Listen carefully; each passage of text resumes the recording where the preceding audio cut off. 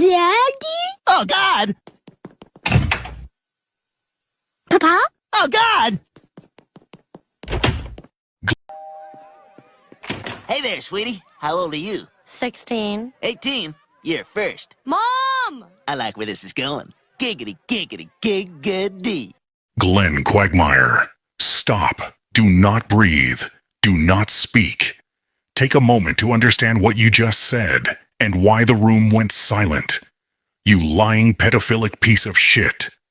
You were given an answer, a clear answer, one that required no guessing, no cleverness, and no follow-up. And instead of stepping back, instead of choosing restraint, you leaned forward as if boundaries were optional. That pause you felt was not comedy. It was not tension. It was every functioning instinct warning you to stop. But you ignored it, Glenn Quagmire. You tried to dress discomfort up as humor. You tried to turn a hard line into a joke. And in doing so, you showed exactly how little self-control you actually possess. When reality finally arrived, when authority entered the room, you did not feel shame. You did not feel regret. You felt excitement. That reaction alone is enough to end the conversation. This was not edgy. This was not clever. This was not misunderstood humor. This was pathetic, and it deserved to be called out immediately. So listen carefully, Glenn Quagmire. What you just did was not some funny joke. It was an inhumane act to show what type of person you truly are and your true colors. Glenn Quagmire, if I ever catch you doing shit like this again, your trip in hell will turn out to be your relief. Here's your baby. She's beautiful. Isn't she, sweetheart? She sure is, Joe. It's hard to believe she's already 18. Glenn Quagmire, let's get this clear. That pathetic excuse for a joke you just spat out is stupid, fucked up, and makes you look like a goddamn idiot. Do you think it's funny to twist people's lives into your perverted little punchlines? It's not. It's disgusting. Cut the shit, shut your mouth, and crawl back into whatever hole you came from. Before I make sure the dark itself drags your sorry ass into the shadows where you belong. Teeth and all. Thanks so much for being my best man. Oh, it's my pleasure. In fact, I got a wedding surprise for you. All right, back it up, guys. I know you have a foot fetish, so I got you the Statue of Liberty's foot. Oh, thanks, Peter, but Joan's all the foot I need now. What? But, Quagmire, that's the real foot from the Statue of Liberty. No, I'm okay. Direct your attention to me, Glenn Thomas Quagmire. You're being a colossal jerk. I was standing right there when Peter unveiled that thing, and the look of sheer, ungrateful arrogance on your face was pathetic. You're honestly going to turn down the actual literal left foot of the Statue of Liberty because you have your own wife's feet. Think about the effort, you narcissist. Most friends bring over a cheap bottle of wine. Peter committed a high-profile federal felony and likely ended up on a watch list just to impress you. It's not just copper scrap or an eyesore. It's a piece of history. But of course, if it isn't a flight manual or something to help you hit on women, you don't care. I know it's massive and smells like a New York sewer, but it's the only selfless thing Peter has done all year. He lugged that bronze monstrosity across state lines, and you're acting like he handed you a bag of trash. Stop being a self-centered snob and take the gift. It's better than anything you've ever earned. Keep the foot, or admit you're a terrible friend. Hey there, sweetie. How old are you? 16. 18. You're first. Mom! I like where this is going. Giggity, giggity, giggity.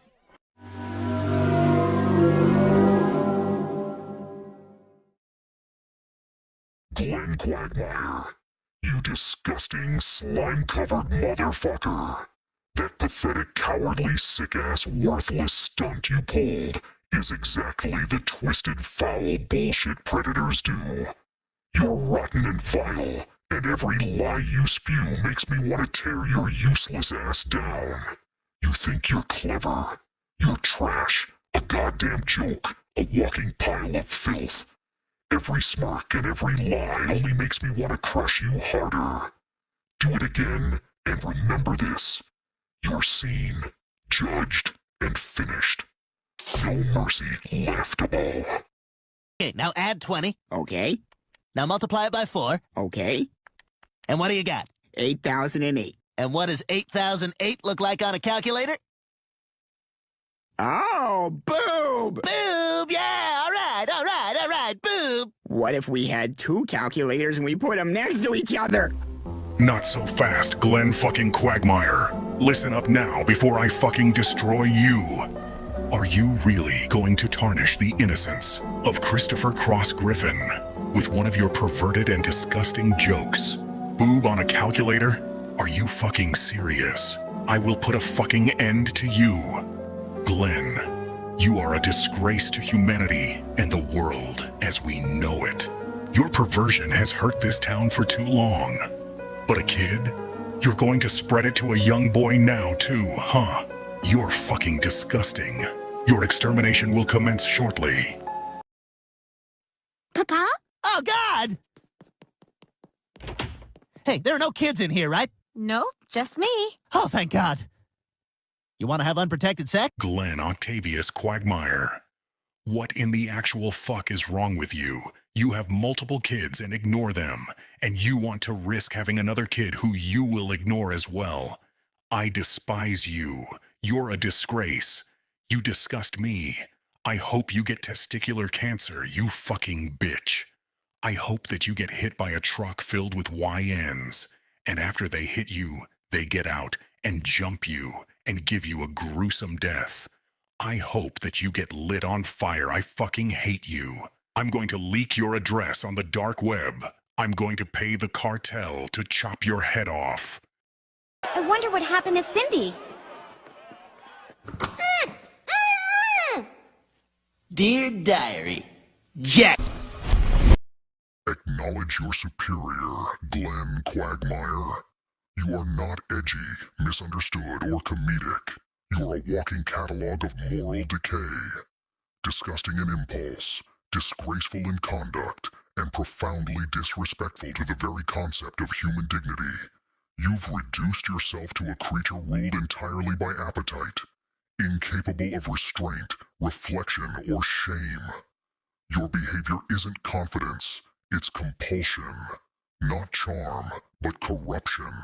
You mistake the absence of consequences for innocence and confuse silence with approval, when in reality it's just people being too exhausted to keep calling out your depravity. There is nothing libertine or rebellious about you, only something small, hollow, and predatory, clinging to shock value because you lack anything resembling substance. Glenn Quagmire, you are not a punchline. You are a warning, an example of what happens when indulgence replaces conscience and ego fully devours accountability. Now, Glenn, it's time to pay for your actions. Let this be a lesson to you, Glenn.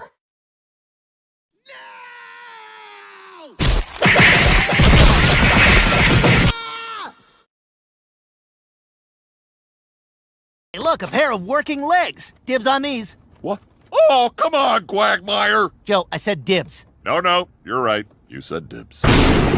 Glenn Quagmire, I highly advise you don't go another word further, or else I will turn you into a mere campfire story. I come to see how you are treating your crippled friend, and I see this.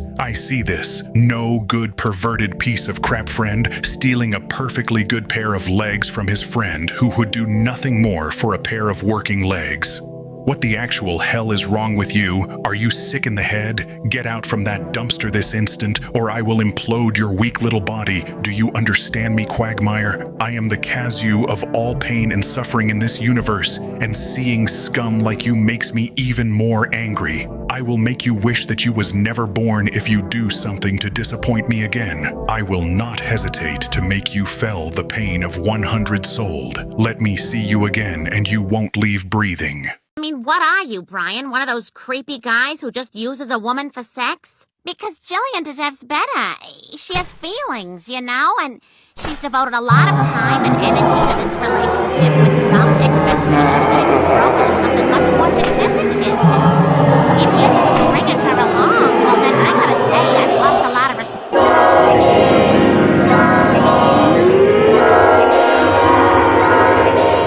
Shut the fuck up, Lewis. Patrice. Griffin. Now listen up. Glenn Leonard Quagmire, where in the hell do you think you're going? Direct any attention you have toward me this instant, you mindless chud bag. Do you have any sense of what you've done?